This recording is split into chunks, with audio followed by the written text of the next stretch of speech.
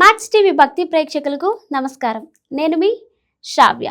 ప్రస్తుతం మనతో పాటు ఉన్నారు ప్రముఖ ఆధ్యాత్మికవేత్త, ఆస్ట్రో న్యూమరాలజిస్ట్, ఎనర్జీ వాస్తు స్పెషలిస్ట్ మరియు శ్రీ విద్య ఉపాసకురాలు శ్రీమతి జయప్రద గారు మనతో పాటు ఉన్నారు. మనకున్న సందేహాల్ని మేడం మాటల్లోనే తెలుసుకుందాం. నమస్తే మేడం. నమస్తే అమ్మ. శ్రీమాత్రే నమః. మేడం, కార్తీక మాసంలో వన భోజనాలకు వెళ్తారు కదా మేడం, వన భోజనాల యొక్క విశిష్టత ఏంటి మేడం?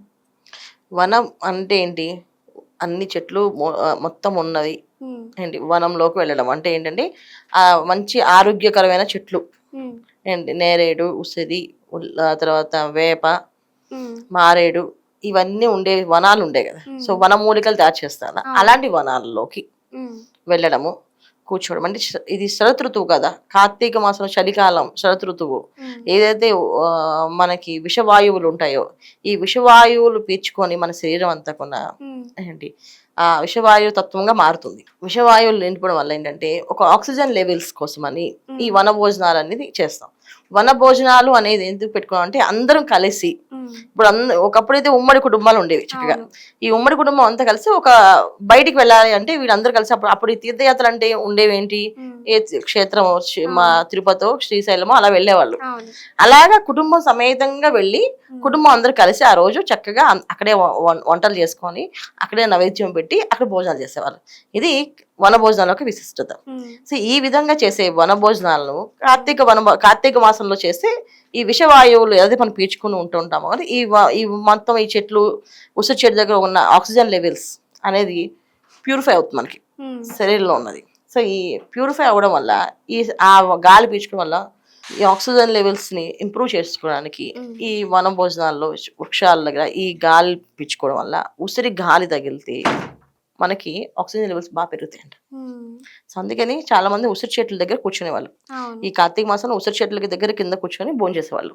ఆ చెట్టు పెద్దగా ఉండి ఆ గాలి అది పీల్చుకుంటూ నేరేడు, మారేడు ఇవన్నీ కూడా ఈ సువాసనలు. సో ఈ సువాసనలు కలుగుతున్న చెట్లు మనం పీల్చుకుంటుంటే ఈ మన ఆక్సిజన్ లెవెల్స్ అన్ని ఇంప్రూవ్ అయ్యాయి.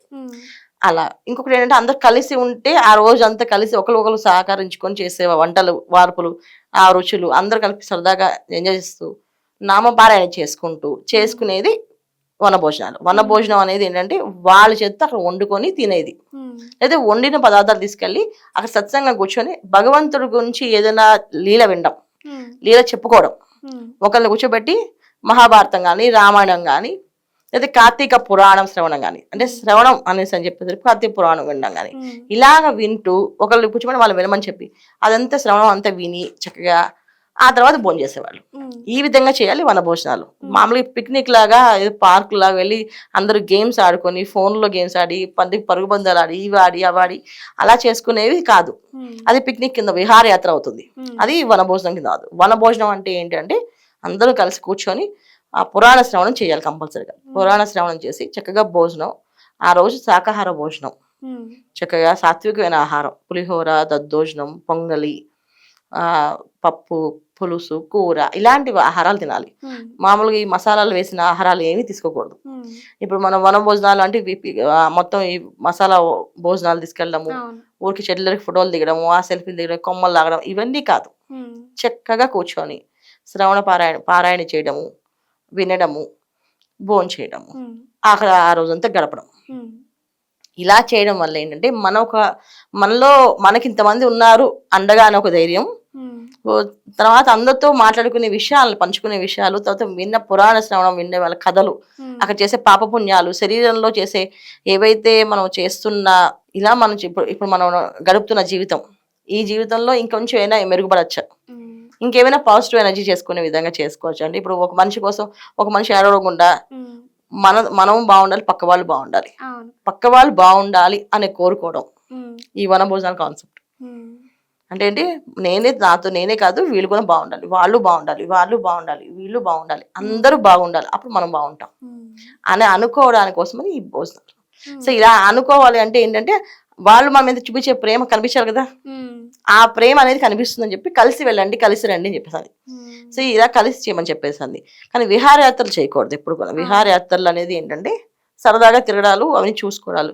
వాటిలో ఏం అనిపిస్తుంది, అక్కడ మళ్ళీ మనకి అక్కడ మళ్ళీ స్వార్థం వస్తుంది. వాళ్ళ తగ్గట్టు వాళ్ళు కొనుక్కుంటారు షాపింగ్, వీళ్ళేదో కొనుక్కుంటారు షాపింగ్, వీళ్ళేదో కొనుక్కుంటారు, అమ్మ వీళ్ళు కొనుక్కుంటారు, వాళ్ళు కొనుక్కుంటారు, మనం కొనుక్కోవాలనేసి మనం ఉన్నాలేమని కొనుక్కోవాల్సి వస్తుంది. అదే వనభోజనం అంటే ఎవ్వరు పనులు లేదు, చక్కగా వెళ్ళడం, పురాణ శ్రవణం వినడం, భోజనం చేయడము, కాస్త అందరం మంచిగా మాట్లాడుకోవడం, బయలుదేరి రావడం. ఇలా చేసుకుని వస్తే ఏమవుతుందంటే మనకి ఇంతమంది ఉన్నారు, మనం కూడా వీళ్ళతో అందరితో కలిసి హ్యాపీగా ఉండాలి అని చెప్పేసి అని అనుకుంటాం. కానీ అలా చూస్తే మళ్ళీ మనం అక్కడ వచ్చిన దగ్గర నుంచి వాళ్ళు ఎలా చేస్తారు, వీళ్ళు ఎలా చేస్తారు, వాళ్ళు ఆ చీర కట్టుకొచ్చారు, వీళ్ళు ఈ చీర కట్టుకొచ్చారు అని అనుకుంటాం. ఈ గోల లేకుండా ఉండడానికి అది. సో వనభోజనాలు అనేది ఇది విషయం.